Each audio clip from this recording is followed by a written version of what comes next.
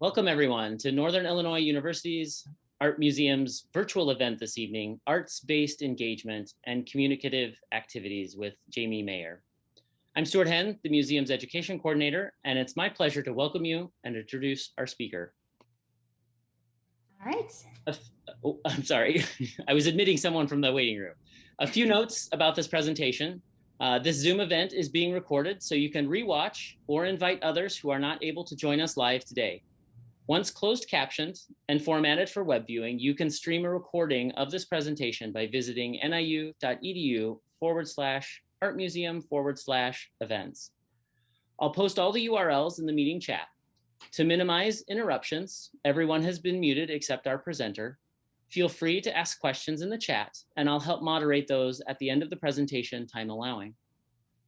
Programs of the NIU Art Museum are sponsored in part by the Illinois Arts Council Agency through federal funds provided by the National Endowment for the Arts, the Friends of the NIU Art Museum, the College of Visual and Performing Arts season presenting sponsor, Shaw Media, and the NIU Arts and Culture Fee.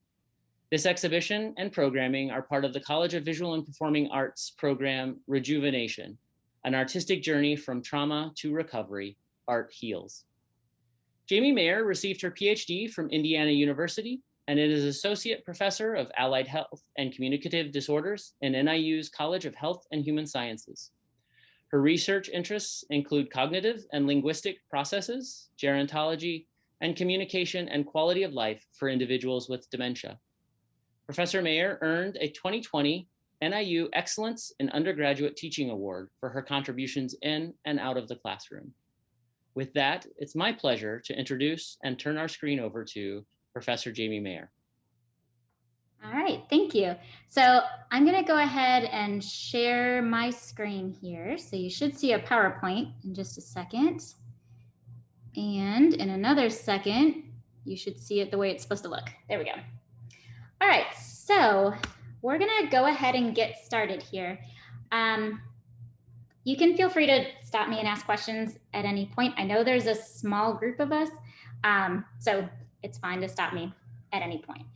So the first thing I'm going to be talking about is why the arts. So why choose something like visual art or music to work with the types of populations with whom I work, which, as Stuart said, is individuals with dementia, and I also work with individuals who are stroke survivors, who often have aphasia or trouble talking.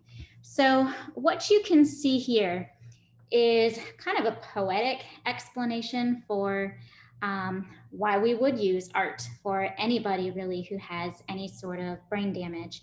And when I'm talking about art, again, I'll be talking about visual art and also music. So you can kind of take a look at the quote here. I will be addressing this for individuals who, again, are stroke survivors and also individuals with dementia. And what we're going to start with is why you would use art, specifically music, with someone who has a stroke resulting in aphasia. So aphasia is a problem that often follows a left hemisphere stroke, so a stroke on the left side of the brain. So what you're looking at here is a model of left side of the brain, and someone with aphasia often has problems either in the front of the brain, which will make it very difficult for them to speak, or they'll have problems kind of back here, kind of toward the back of the brain, which will make it really difficult for them to understand what someone's saying. Now, what's interesting about art, including visual art and music, is there's a theory that art and music are located more on the right side of the brain than the left. And the simple neurological explanation for that is what you're seeing in front of you. So individuals who have a right hemisphere injury, so what you're looking at here is someone who's basically had a right hemisphere injury, so only their left hemisphere is kind of working. And if you show them the stimulus here, so an M made out of Z's, they see the details, but they miss the big picture. And same thing if the stimulus is non-linguistic, so just a triangle made out of shapes. If, on the other hand, an individual has a left hemisphere injury, so now left hemisphere is not working, but right hemisphere is working. In other words, this is how right hemisphere sees the world. What they get is the gestalt. They get the big picture. They might miss the details, but they got the big picture. And that's often the explanation used for why things like visual art or music can reach someone who has left hemisphere brain damage and aphasia. So language is kind of like the details, but the right hemisphere still has the gestalt. They still have the big picture.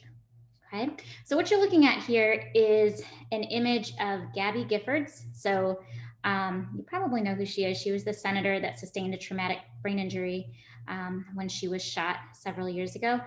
I'll put this link in the chat at the end, but what you'll see is her singing, even though she had a lot of trouble speaking at that point following her injury. Now, at NIU, we've used the same principle with individuals who have a similar issue. So what you're looking at here is an individual who we worked with at NIU who had what's called global aphasia, meaning that both the part of her brain that does the talking and the part of her brain that does understanding were affected by her stroke. So she had trouble both expressing what she wanted to say and understanding sometimes complex language of others.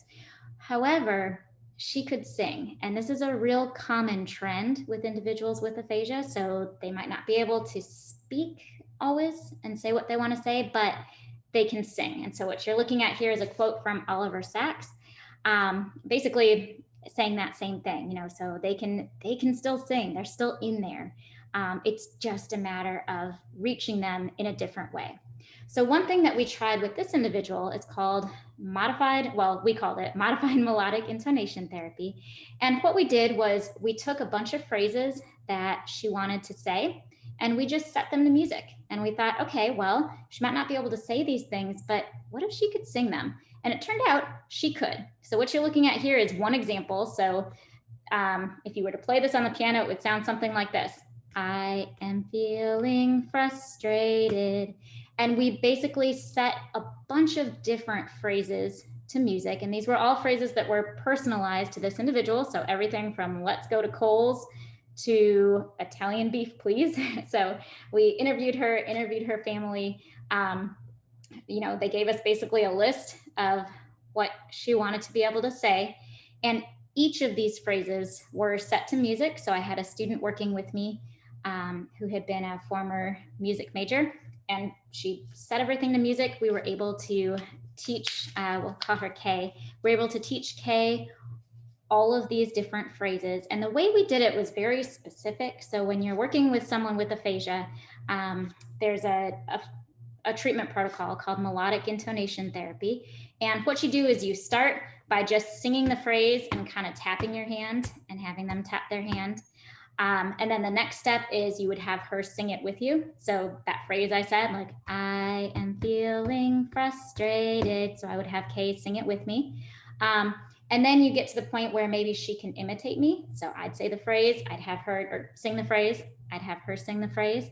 Eventually we got her to the point where I could just play the tune on a little piano. It was actually an app on my phone, and a little piano app, and she would sing it. What you're looking at here is, well, did this actually work? Did this generalize? So did she take the phrases that we taught her in therapy and could she use them productively?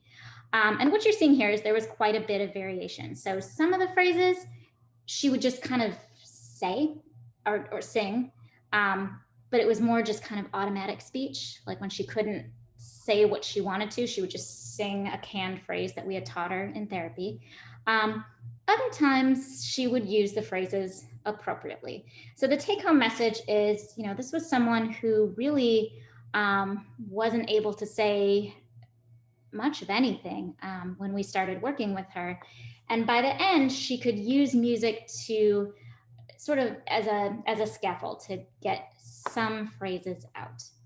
Now, the next logical question is, okay, so is music just a form of automatic speech? Was she just kind of, you know, using these phrases automatically because she could sing them? And the answer is, well, it's not as simple as what I've said so far. So, you know, the theory of music, and sorry, you're going to hear my dog for a minute. You know, one of the theories about why music works in people with aphasia is that it activates the right hemisphere versus the left. It's actually not that simple. And so what I'm going to talk about next is how we can use music with other populations and exactly why that is. So it's not so much that music activates right versus left hemisphere. What's really happening with both music and visual art is that we're tapping into the memory system. Now, the crucial thing about memory is it's not a unitary function.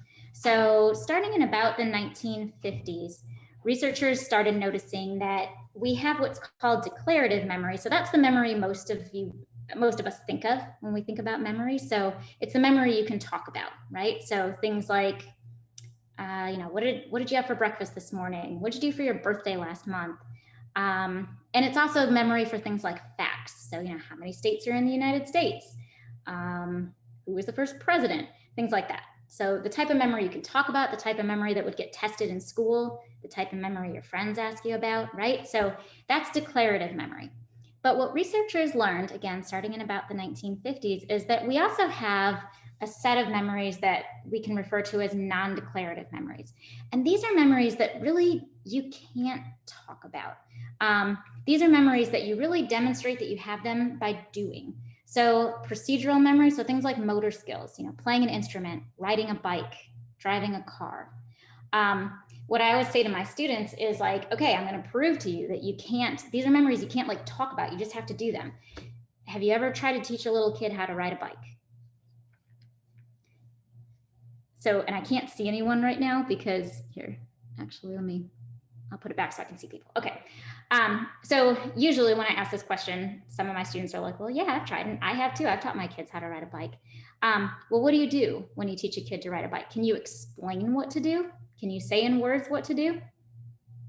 And the answer is usually, well, no, you can't. So when I've taught my kids how to ride a bike, you get them set up and then you just kind of go pedal and they go, right? That's all you can do. These are the types of memories that you can't talk about. You can't really test them without just doing them. So these are non-declarative memories. Now, what's interesting and critical for understanding the role of the arts for people with dementia or people who've had various strokes is that it's not only motor skills that are considered non-declarative, but also emotions. So do you ever have kind of a gut emotional response to something, or like there's a person that you really don't like, but you can't really articulate why you don't like them? There's just something about them. That's the same idea. So emotional responses are also part of non-declarative memory, or this memory that you kind of can't talk about, but it's just there. You can demonstrate it.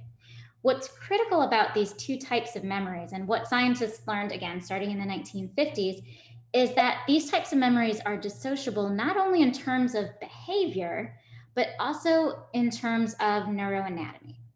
So what you're seeing here is an example of a patient. His name's Clive Waring, and he's kind of I have a link here for him that I'm not going to show right now because it will take too long, but basically he's a really good example of someone who has a pretty good procedural memory. So he can play the piano beautifully. He also has an intact emotional memory. So he knows his wife. He gets really excited when he sees her, but his declarative memory is basically shot. So what you're seeing here is part of a diary that he had kept for a while, and he can only remember things for about 7 seconds. So in his diary, he kept writing, "I am awake," and then he'd cross it out because he couldn't remember that and then he would write it again over and over and over and over. So he's a pretty dramatic example of this idea that declarative memory and non-declarative memory are actually completely separate in the brain, such that someone can have really, really good non-declarative memory and terrible declarative memory, or vice versa. So one way that I usually kind of think about declarative versus non-declarative memory in the brain is that declarative memory, you can think about it as sort of happening on a horizontal plane. So declarative memory starts in a structure called the hippocampus, which you can see right over here. And that's what you need to basically get memories in and then do what's called consolidation, or basically take that memory and make it a long-term memory. And when you consolidate memories that are happening to you every day, so, basic things like what you ate for breakfast, or more exciting things like, some fabulous pre-COVID party that you went to. What happens is these things start in the middle of your brain in hippocampus, and then they kind of get stored laterally. So I always think of declarative memory as happening sort of on this horizontal plane, okay? Non-declarative memory happens kind of on a more vertical axis. So what happens is sensory information comes in through your brainstem, and then you've got motor cortex kind of straight up here. You've got emotional memories kind of straight down below. You've got some more motor stuff back here. So think of procedural or non-declarative memories as being kind of on a vertical plane, declarative memories on a horizontal plane. Okay, now we'll come back to that in just a second. Now, let's think about where music is in the brain. So when your brain hears music, it activates a few things. The major things that happen is first your emotional centers get activated. So a structure called your amygdala, which is right, I lost my arrow here, there it is. So it's like right around here in this picture. And then your motor cortex gets activated, your cerebellum gets activated. So if you again think about sort of a horizontal plane versus a vertical plane, which plane does it look like music is activating? Would it be kind of more horizontal, where like you're storing episodic memories and they're going outwards like this? Or is it more kind of vertical, where information's coming in and kind of hitting emotion and motor? And the answer is vertical. So music activates that vertical plane. In other words, music is more consistent with non-declarative memory versus declarative memory. What's important about that, or what's critical about that really, is if we look at the parts of the brain that are preserved in individuals with dementia, which is what you're looking at here, what we find is it's that exact vertical plane. So almost the same structures that are activated by music are also preserved in individuals with dementia. Now, we're going to get back to that in just a second. So again, here's a look at what music does to the brain, and it's super clear here. It's vertical, right? So we're looking at music activating non-declarative memory. You don't need language, you don't need episodic memory, you don't need declarative memory. What you need is motor function and emotion. So after we're done, I'll cut and paste these links in the chat, but if you go to YouTube, there's a fellow named Henry, and some of you have probably seen this video, but this is a screenshot of him after he was listening to music from his past. And Henry, before the music, was non-responsive, just kind of sit there, and then he heard his music, and basically this is his facial expression. What that illustrates is, again, this power of music for people with dementia. And the critical part, again, is understanding that that power is based on the neuroscience of music and their neuroanatomy and neuropathology behind disorders like dementia. So music and visual art kind of, again, depend on motor function, emotional function, and that's what's spared in people with dementia. Now, quick look at just when we're talking about dementia, what are we talking about? So dementia, that term itself is really an umbrella term. It's inclusive of things like Alzheimer's disease, frontotemporal lobar dementia, vascular dementia, tons of progressive brain diseases. It's very, very, very common and expected to become more common as our population ages. So the idea is, if we know that there are things we can do for individuals with dementia, again, based on the neuroscience and neuropathology of dementia, that's really cool, right?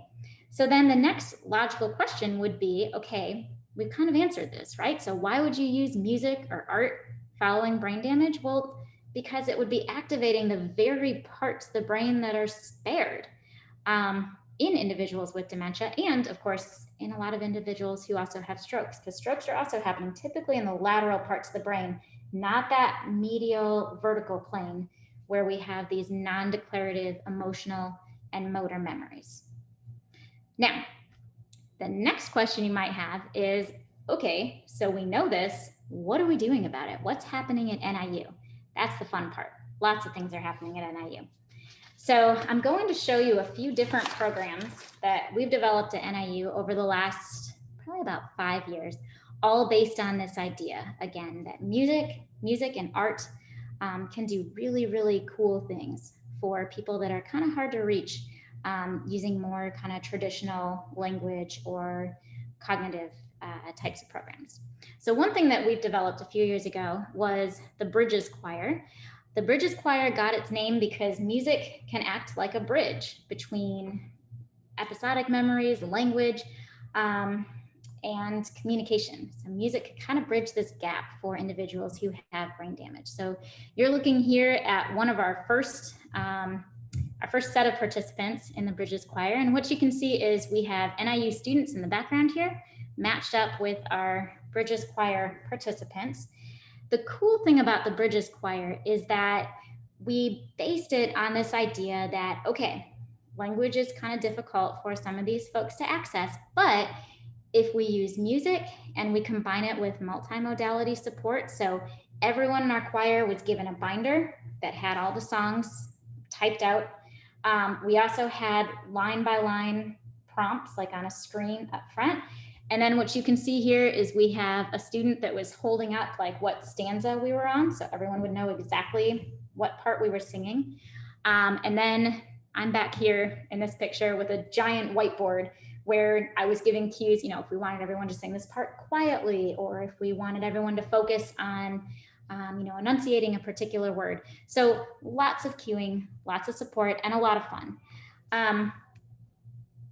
I'll show you, this is one of our lesson plans. So you can see, again, we had kind of, you know, built into our lesson plan, okay, these are our cues. This is exactly how we were going to do this.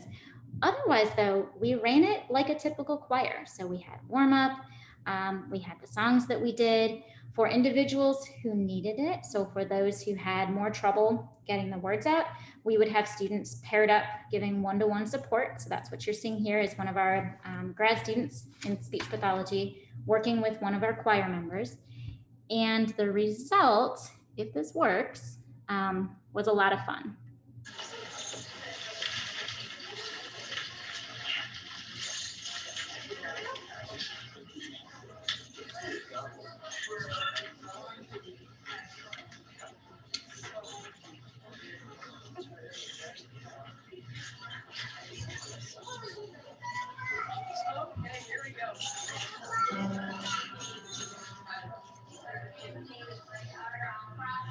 Dashing through the snow in a one-horse open sleigh, o'er the fields we go, laughing all the way. Bells on bobtails ring, making spirits bright. What fun it is to ride and sing a sleighing song tonight. Oh, jingle bells, jingle all the way. Oh, what fun it is to ride in a one-horse open sleigh. Jingle bells, jingle all the way. Oh, what fun it is to ride in a one-horse open sleigh. There to a goat, I thought I'd take a... Okay, you get the idea. Now, oops. The next question is, so the original version of the Bridges Choir, we had individuals who were stroke survivors. We had a couple individuals with very mild dementia, but the next question we asked after a couple of semesters of running the Bridges Choir was, can we do this with people who maybe are a little bit farther along in the dementia process? So people who have moderate to severe dementia. What would something like this look like? And the answer to that question lies, again, in the neuroanatomy of memory and the neuropathology of dementia. The answer should be yes, right? Because even in moderate to severe dementia, motor function is still there, procedural memory, some skills, right? They're still there, and emotions are still there. So we decided to try the Bridges Choir with individuals who have moderate to severe dementia. Now, we did have to make a couple of modifications. The first thing was we had to make sure that the music that we chose was from a particular time frame in individuals' lives. So people with dementia tend to have both what's called anterograde amnesia, so they can't remember anything new. So that's that episodic or declarative memory, right? So they can't store new memories, but they also tend to lose the past, but they do so gradually. So first they'll lose older adulthood and then middle adulthood and etc. So they kind of are moving back. What's preserved the longest is kind of childhood and young adulthood, because this is a gradual loss. Also, people who don't have dementia, so all of us, actually tend to remember music better from like late childhood through kind of your mid-20s. There's something called a reminiscence bump. And the theory is that that's when you're forming your own personal identity. And so music and memories from that time just are very, very clear to you, even when later memories might not be.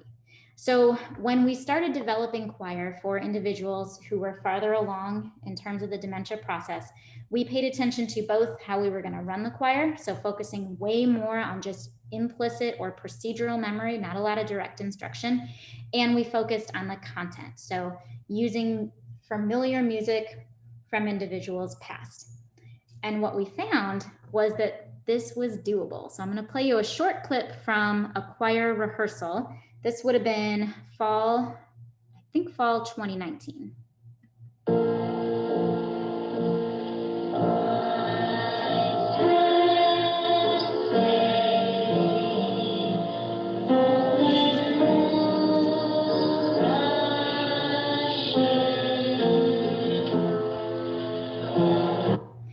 Now, what I want you to pay attention to is that almost everybody in our choir at this point is paired up with a student, and that student is there the student is there really to help with anything. But if you focus on the gentleman on the left here, you'll see that he's helping the individual that he's paired with make sure that she's kind of, just attending to choir rehearsal that day.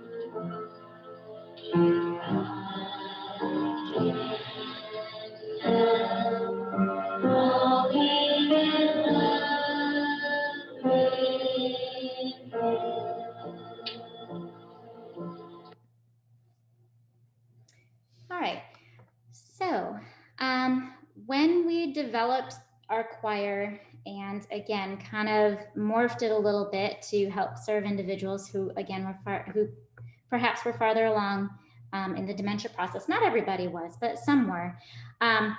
Basically, again, the focus was on implicit memory, so just really minimizing direct instruction and just focusing on singing the songs and just trusting that we could activate emotional memory and procedural memory. And what we found was that we could. So the individuals that you just saw in the previous slide, several of them were nonverbal. It was very, very difficult to hold a conversation with them. But once we started singing, they were there. They were singing and they could do it. So now I'll show you a little clip from what I like to call our Bridges Choir 2.0. So this was our second iteration of choir. And again, this is with individuals who are a bit farther along in the dementia process.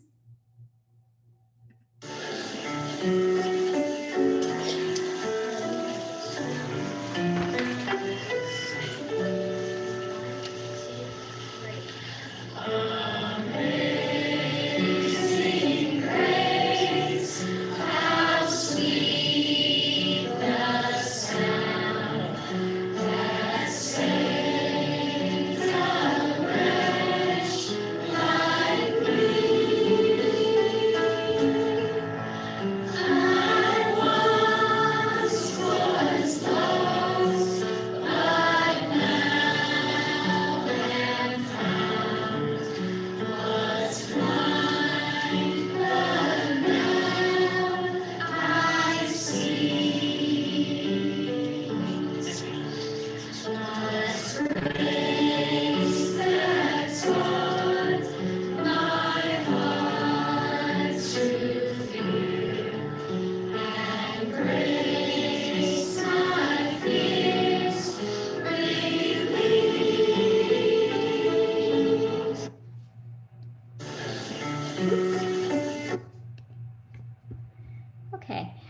again, what you just saw were a number of individuals who, a lot of them would have a lot of difficulty carrying on a conversation, but they can sing. And again, what you're seeing in the brain is that vertical plane. So that motor memory and the emotional memory coming into play there. And it was it was something that was really cool. Now, the next logical question might be like, all right, this all sounds great, but what do we do for the individuals who can't do that either? So, perhaps moving into maybe the more severe stages of dementia, or those who just can't tolerate, an activity like a choir rehearsal or a choir performance. And the answer is there is something that we can still do, and we can still use music and art to do it. So there's a program called Music and Memory, and this isn't a program that I made up. This is a national or international program, actually. If you go to a website called musicandmemory.org, it will tell you all about it. But the idea is that even listening to music, familiar music from the past, can still tap into those preserved brain areas and bring back that kind of some of those emotions and some of those memories, and help someone oftentimes, feel more engaged, more happy, and be able to kind of participate in life a little bit more. So at NIU, we have a music and memory program. We pair our students with individuals with dementia, but in this case, instead of like going to a choir rehearsal and, perhaps giving performances, these individuals are just given an iPod, and it's filled with music from their past. And we figure out exactly what music to put on the iPod. We interview the resident, we interview the family. I learned the hard way with one resident that it really does have to be personalized music. So I had one resident who I kept playing different music for her, and she was always like super stoic. Like she just would not react to anything I played. And then one day her son came to visit her and started playing AC/DC, and she was like rocking it out. She loved it. So it turns out she liked hard rock. It never occurred to me to check that. So once we figured that out, she was good to go. So the music does have to be personalized. And then the way that this particular program works is, again, we just have a student, we match them up with a resident with dementia. The student's in charge of figuring out, what the best music is for that particular resident. We upload all the music on an iPod. The iPod is signed out for just that resident. They get their own iPod, their own set of headphones. It's stored in a central location in the long-term care facility. And then the student will come visit the resident and have him or her listen to their music. And they'll just kind of sit with them. They'll hang out. And of course, the music is available for staff to use at any point as well with any of the residents. Now, the next question you might have is, okay, great, but do you have any like actual data showing that any of this stuff works? And the answer is, of course I do. So what you're looking at here is language data from one of our study participants. And we've done several studies looking at music and also looking at art, which I'll get to, with individuals who have dementia. So this particular individual, we looked at her language in 3 separate timeframes. So we looked at the total number of words that she said when she was just conversing with a student.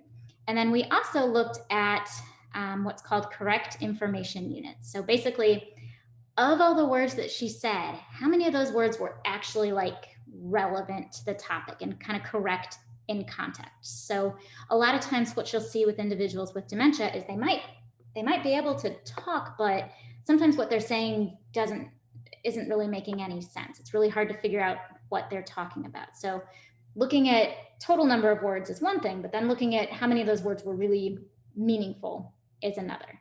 So with this particular individual, and we did this across 3 different individuals, and this was kind of a small study, we looked at word count and correct information units at 3 time points. The first time point was preconditioned, so basically just baseline, so just going over and talking to that resident, at any point. The second condition was what we called post-standard care. So basically, same student would go visit the resident, talk to them, go away for like maybe 15, 20 minutes while the resident's doing something else, come back, talk to the resident again. And what you can see here, so you're looking at the blue bar and the orange bar. So, preconditioned versus post-standard care, there's really no change at all. in terms of the amount of words they say and the number of those words that are considered kind of correct in context. The green bar is same student, same resident, after about 15 minutes of listening to their music. And this was their personalized music on the iPod. And what you see here is a pretty decent sized change in terms of both number of words that they said and number of words that were, again, considered correct in context. And what's cool is that we were able to replicate this across a couple of other participants as well. So again, this person was a little more severe, but what you see is this big increase in the number of words following their music versus just a baseline, and a smaller increase in number of correct information units. However, following standard care, there was no correct information units, so we figured that was a victory. And here's a third participant. And again, what you're seeing here is the blue bar is baseline. The orange bar is just number of words after standard care. And the green bar is the number of words that they were saying just in conversation after their music. So again, a pretty, visually at least, a pretty big difference here. One of our participants was able to tolerate more formal cognitive testing. So for that participant, we administered a test called the St. Louis University Memory Scale, I think, or SLUMS, the abbreviation. And again, what you see here is her score just at baseline. Here in the orange bar is her score following standard care, and then this little bump again following her music. So we're seeing better language, we're seeing better cognition following, just listening to music, sitting with a student and listening to music, but why? So, oh yeah? Yeah, we have a specific question about the post-standard care. Is the post-standard care including speech therapy, or was it only casual conversations that could be performed by families or staff? It was casual conversation. Yeah, there was no speech therapy in any of this. This was just music. Thank you. Okay. So,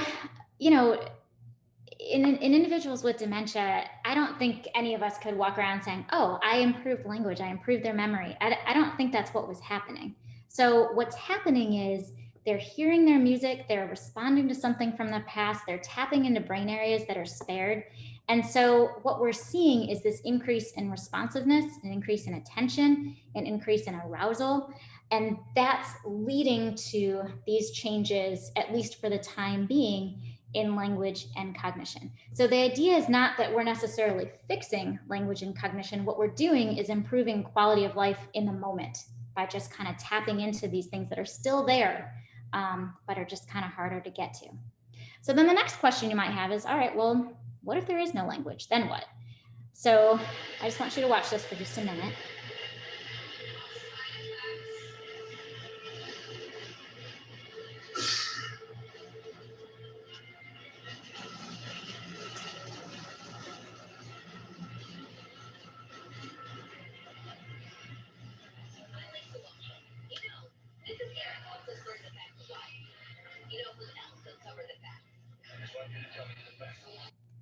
So what you're seeing there is someone who went from sitting very quietly to interacting just a little bit with the music that she was hearing through her headphones.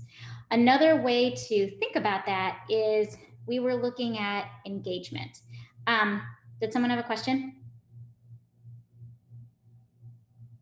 I saw a little hand raised, but I can keep going. Okay, I'll keep going.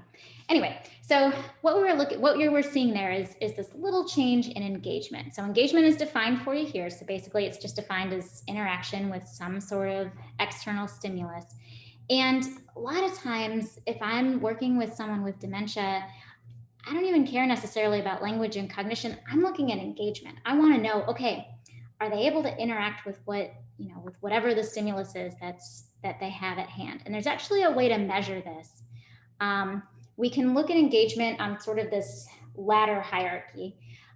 There's a scale called the Menorah Park Engagement Scale that does just that. And the highest level of engagement that is called constructive engagement. And this is where someone's actually doing or commenting on the target activity. So, You know, in other words, like if I'm teaching a class on Zoom, the students that are constructively engaged are the ones that are actually like answering my questions, you know, talking on the chat, etc. The next level is passive engagement. So they're there, they're listening, they're watching, maybe not, you know, interacting so much, but they're there. The level beyond that, or the kind of the next lower level, is what I kind of refer to as other. So this is the resident or student or whoever that, you know, the activity's happening, but they're really not there. I mean, physically they might be there, but, you know, maybe they're playing with the buttons on their shirt. Or if it's a student, I had a student just a few weeks ago tell me she was fixing her car during lecture. That's okay. She was there. I would call that other engagement, not necessarily constructive or passive. And then of course the lowest level would be someone who just sleeps during whatever the activity is. So we'll get back to that concept in just a few minutes, but what I want to touch on first is the other side of the arts. So we've spent some time talking about music, but the other question you might have is like, hey, aren't we supposed to be talking about like art? And the answer is yes, we do that too. So I'm going to show you a couple of programs here that we've also done where we've looked more at the visual arts instead of music, still with individuals with dementia. So the American Alzheimer's Association designed a program a number of years ago called Memories in the Making. And the idea was you take people with dementia, specifically Alzheimer's disease in this case, and you have them do art, but not just any sort of art. So it needs to be free-form art. Specifically free-form painting is what Memories in the Making is supposed to be. And that's an important distinction. So a lot of long-term care facilities or nursing homes, if you ask, they'll say, oh yeah, we do art, we have crafts. But they're talking about crafts, well, at least in some cases, they might be talking about crafts where like everyone's making a Valentine's Day, okay? So everyone has, you know, the card and you glue the heart on it and you write, you know, you draw a certain thing on it. The problem with that kind of activity is it's not failure free. So there's a template and what you make is supposed to look like the template. Whereas in free-form painting, it's error-free. There's no such thing as mistakes. And what's really happening there is, again, think about the brain. You're tapping into that vertical system. So you're tapping into motor skills and emotions, right? Think about painting. Can you describe, like in words, what you're doing if you're free-form painting? Or is it more like teaching someone to ride a bike? You just kind of, or you just have to say like, well, do it, right? It's the latter. So it's free-form painting. It's, again, it's tapping into that vertical or non-declarative type of memory. And so it's perfect for individuals with dementia for whom that non-declarative memory is their strength. It's what's preserved. So building on the Music and Memory program, there's a program called Color Me a Memory that was started in a nursing home in like way west Illinois called Pinecrest. And what we did there was we paired residents with facility staff and with volunteers. And again, the idea was they free-form painted. So they did this in small groups. They created paintings. And then after they created paintings, they would do this every week. After they created their paintings, they would be cued to kind of tell us a little bit about their painting or give their painting a title. What we saw was actually really unexpected. So this was the example of paintings from just one resident. We'll call her Lily. And Lily started out just painting circles. And every week she painted circles, more circles, more circles. But by the time the program ended, she was still painting circles, but her circles looked like something, right? So we were actually getting into that non-declarative memory, and she was even, you know, improving it. She was learning something from these repetitive art sessions, which again, neuroanatomically makes sense because that's the type of memory that's preserved. The other unexpected finding from this particular program was that residents would walk out or get wheeled out of our art program, and they maybe wouldn't remember the program, but afterwards their affect was better. So they were happier. They interacted a little more. They talked a little more. So again, we're seeing exactly that same thing. So declarative memory, not there. They didn't even remember the art session, and that's okay. But non-declarative memory, the emotions and the increased attention, that was improving just from doing the art program. So What we then did was developed a program a little closer to home, so closer to DeKalb, in conjunction with one of my students at the time. It was called Paint Expressions, but it was the same idea. So we took residents at a local nursing facility and we were like, hey, what if we just have them paint? What will happen? Because this was a more controlled study, we first had a baseline condition. So first we observed the residents during just a different activity at their long-term care facility. So in this case, it was cooking. So I'll just play a short clip from that. If I can get my mouse to cooperate with me here. There we go.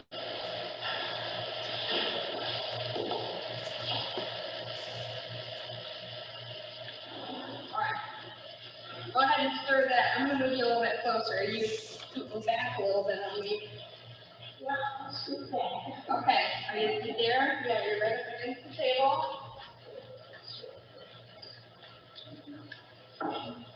Yeah, stir it up the best you can, and then we're going to dump the chocolate chips in there. Yeah, it's lumpy, right? I'm going to have to stir it up a little bit more. That's okay. I want everybody to get a chance, though, to help stir. Oh, is that how you do it? Yeah, it's not ready yet. We got to keep going.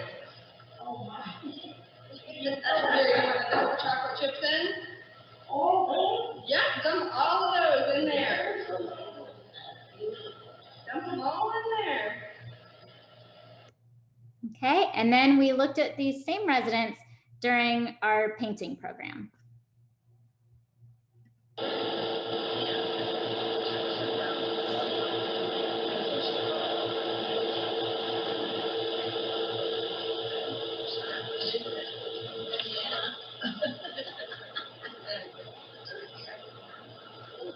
Yeah. So I know about Kentucky and Chicago. Yeah, you told me about Kentucky. You told me about Chicago. Where else did you say? Oh, really? Are you a big fan of yeah or no? no. Okay, so what you're seeing there, and I know it's a little bit hard to see because we had the faces blocked out as well, but what you're seeing there is the residents now, they're freeform painting. So remember, the first clip you saw was from a cooking activity, and similar to kind of the craft activity that I mentioned, there was a template, right? There was something they had to do. You had to add in, the flour, you had to add in the chips. So it was very much scripted, and they would sit quietly until it was their turn, and then they would do what they were asked to do, and then the activity would keep going. Versus the painting sessions where the resident would be paired with a student at all times. They'd be actively painting, actively conversing, hopefully, the whole time. And what you might guess from there is, did we see increases in language and engagement during our painting sessions compared to baseline and compared to a follow-up? Yes, we did. So what I'm going to do is kind of blow up one of these graphs. These are graphs across 3 individuals. I'm going to kind of blow up one of them so you can see it a little easier. So remember that Menorah Park engagement scale, where the highest level of engagement is constructive engagement, active participation. Next level is passive, and then there's other. So if you look at these graphs over here, so the blue is baseline. So that's that cooking activity. So we observed that activity 3 times. And basically got a summary score for the amount of constructive engagement versus passive engagement. What you can see is during cooking, the residents were fairly passive. That was much higher than constructive engagement. And then what we see during the paint sessions is a reversal of this. So now we see this bump in constructive engagement, so in active engagement, and we see a decline in passive engagement, which is exactly what we wanted to see. And then our follow-up condition happened to be another cooking session that the long-term care center was doing. And again, we see this corresponding decrease now in constructive engagement and an increase in passive engagement. So in other words, the art sessions, they were doing something. So we were seeing these increases in constructive engagement. And then we also looked at language. So we looked at, again, what did the residents say? And were they initiating communication? And what we saw, again, so if you look at these lines here, this is baseline, and this is follow-up. So that's that cooking activity. In the middle here, that's our painting sessions. And what you're seeing here is, yes, so the residents were saying more during the painting sessions, and they were also initiating more during the painting sessions and responding more Of course, because they were paired with students who were constantly talking to them, so they kind of didn't have a choice during all of those painting sessions. So again, this increase in engagement, this increase in language, and it's all because of the ability of art to kind of activate that vertical memory system. Okay. Jamie, I think Yes. there's a lot of questions in the chat, Oh. and I don't know if you're probably going to go to questions pretty soon, but I know Dean Castle has one as well. Okay. I mean, it's a small enough audience. It's up to you. I'm almost done, I promise. I'm now into last spring. So should I finish and then we can yeah, go ahead. And I just didn't know because we're, getting closer to time. So I know I'll talk faster, but I promise I'm almost done. Okay. So, we had all these great programs, and then spring 2020 came. So that was that, right? So for the first couple months last spring, when everyone thought this was going to be maybe a short thing, I thought, okay, we'll just pause everything. That's fine. We'll just see when this is over. I kept saying, this is going to end. And of course, it didn't. So what we ended up doing was designing some virtual ways to still get communication and arts into area nursing facilities. So I'm going to introduce you briefly to our virtual Bridges Choir. Now, keep in mind, Zoom is a very difficult platform for a choir because there's a little auditory delay. Like if I'm singing and you're singing at the same time, even if it's exactly at the same time on Zoom, there will be a few seconds delay. So I'm just going to play you a short clip from this. Ellie, And by the way, if you haven't noticed, this is the same shirt. This is today. Same shirt, same office. So this is a few hours ago. Sounds good. Let's do it. Here we go, everybody. Ready? 1, 2. Amazing grace, how sweet the sound that saves a wretch like me.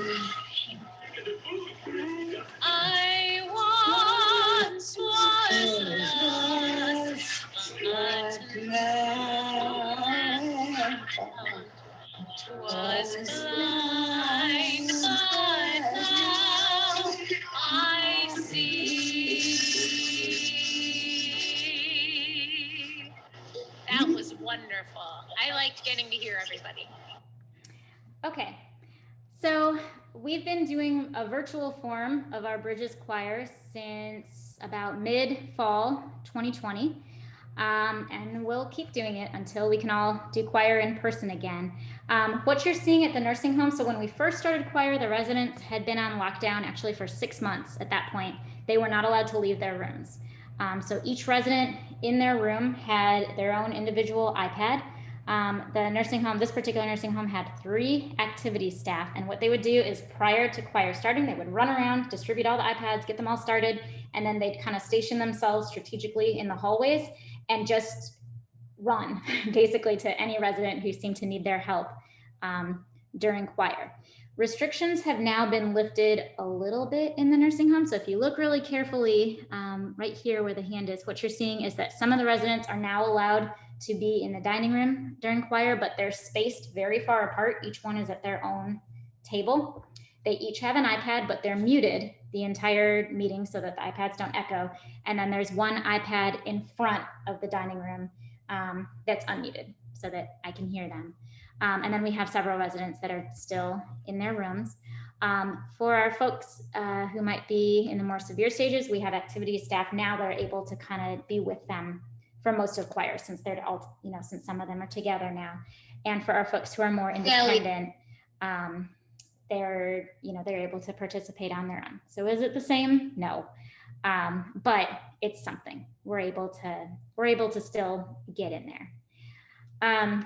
I will show you real quick, since I know we're out of time, just a little snippet from one of our residents who wanted to say a little bit about what we've been doing, and then we'll stop for questions. Ella, do I have permission to record you? Well, I guess so. Yes, okay. So I just have a question. You just finished singing with the NIU Husky Friends in the Bridge Choir. Did you enjoy it? Oh, yeah. Did you enjoy the singing? What's your favorite thing about singing with the NIU? Do they sing songs that you know? Oh, yeah. Yeah. How does it feel when you hear a song that you know from your past, like from when you were little? It just makes you feel good. Makes you feel good? Mm-hmm. Good, I'm glad. Makes you excited. So you get excited? Do you get excited when you get to visit with your NIU Husky friends? Like when you get to sing with them and talk with them? Does that make you feel good? Yes. Yay, I love it. If you had to say anything to the Husky friends or the Husky students that you get to talk with, what would you say to them? I really don't know what I'd say to him, but, you know, just talk or whatever. Just talk. Now, there's times where you get to talk to the students and they ask you like where you grew up and what you used to do when you were younger and just kind of reminisce about not being old. I'm old, but I don't feel old. You don't feel old. You don't look old either, that's for sure. I know I'll be 88 pretty soon, and I feel real good. You feel good? Does it feel good to be able to talk to someone, to the younger generation or to members of the community? Well, yes. Yeah, it feels okay. Because I know inside here we have COVID. Well, not in the building, but we have the pandemic. So we have that sickness that's happening all around the country. So we haven't had visitors and we haven't had church and we haven't had music or any of that stuff here in like over a year now. So does it help a little bit to be able to have the NIU Husky friends to talk with and to sing with? Yes. Yeah. Well, makes you feel like home. Makes it feel a little bit more like home when you have someone to talk with, huh? Good. I love it. Okay. Okay, so I think she summed it up pretty well, that the idea is that when we're using arts with individuals who have had any sort of neurogenic, communicative, or cognitive issue like dementia or other types of brain injury from stroke, it's kind of this health perspective and this idea that we build on what they can do, which we know are things like art and music because of that non-declarative memory, instead of what they can't do. And then we get some pretty cool results. So I went right up until, I think we have 30 seconds, but I'm happy to take any questions or to stay a little longer if you need me to. That's fine. Well, thank you, Jamie, for the offer to stay just a little bit longer. So if you're able, stay tuned. We will kind of moderate some of these questions in the chat. Jamie, there was a couple of comments very related to cultural specificity. Is there work being done that relates to participants and culturally specific and relevant work, music, art? So in terms, is there work being done? Yes and no. So the music and memory program, by definition, it is, specific to each individual. So then by definition, any of the music that's uploaded on that particular iPad for that particular person would be culturally specific. For choir, we really just try to, it's really hit and miss. We're trying to pick songs that will appeal to the majority. So we do, I'm sure for some, and there are some residents who, in fact, when we're reminiscing during or after choir, I'll say like, did you celebrate Christmas when you were a kid? Because maybe they aren't responding the way I think they would. So that's a little harder. Do I have research on it? No, but it is something that we do keep in mind. Mm-hmm. And then there was another question about collaboration with other schools at NIU, specifically the School of Music and the School of Art. Are you working with students in the museum education program or music education program and arts education program? So I would love to. That, my goal has always been like, we've got to get music students in here. And then, we got to do some art stuff. Pre-COVID, we were trying to build on that, and music students, it was a little tricky because it just so happened that like my graduate students are on a block schedule, and so choir was only at a particular time on a particular day that worked for my students. And then the music students, every time I asked, they had, I think they had something that day and that time that was just not movable. You know, I think one of the things this year has taught us is flexibility, right? So I think moving forward, maybe it will be easier to have some of that collaborative stuff happen. Yeah. And honestly, I haven't reached out to the arts, visual arts types of programs at NIU, but I would love to. And I think there's a way to do it on Zoom too, if we have to. Yeah. Yeah, I think Dean Castle, who is the Dean of the College of Visual and Performing Arts, said he had to step away in the chat, but that he will be reaching out to you. So perhaps there's a chance to more formalize those relationships. We have one final very specific question for the virtual choir. How are lyrics distributed? Do you still make it multimodal by screen sharing your screen with one-line lyrics? So that's an excellent question. And the answer is we have learned as we go. So at first, that is exactly what we did. So I still had my PowerPoints of all the lyrics from when choir was in person, and I would screen share my PowerPoint as you know, as the residents were singing. What we found is that they did better when they could see each other. So keeping in mind, especially when choir first started, they had been, the first time I got them all on Zoom and they saw each other, like they went nuts. They hadn't seen each other. Like they were going, you know, hey, do you remember me from the dining room? Like they had not seen each other in 6 months, 7 months. So what we found is they actually did better. We just switched it up so that the songs were so familiar to them that they really didn't need the lyrics. And kept it where they could see one another the whole time. So what we do now is I'll screen share sometimes at the very beginning of a song, just so they can kind of see the lyrics, because reading, just like singing, it's non-declarative memory, it's automatic.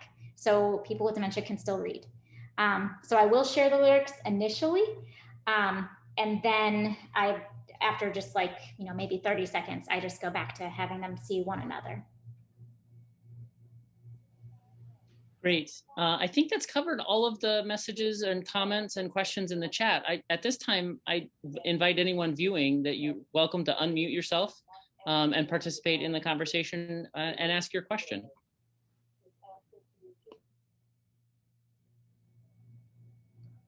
Or not, that's okay too. That's very true. Thank you. Thank you all for joining us this evening, for your conversation, for the questions, for the presentation. Be sure to check out our events calendar for upcoming virtual events on our selection of recorded past events, such as this one. If you're watching locally, this exhibition runs through May 15th. You are welcome to visit our website at niu.edu/art museum to schedule a free, timed, masked, and physically distanced admission. Portions of the exhibition, Very Well, Thank You, The Arts as a Means to Wellbeing, is viewable in a virtual format online at niu.edu/art museum/exhibitions, and on our photo streaming site if you aren't able to join us in the galleries in person. Again, all the URLs are in the event chat. Again, a special thanks this evening to our presenter, Professor Jamie Mayer, and thank you all for tuning in this evening. Thank you. Thank you.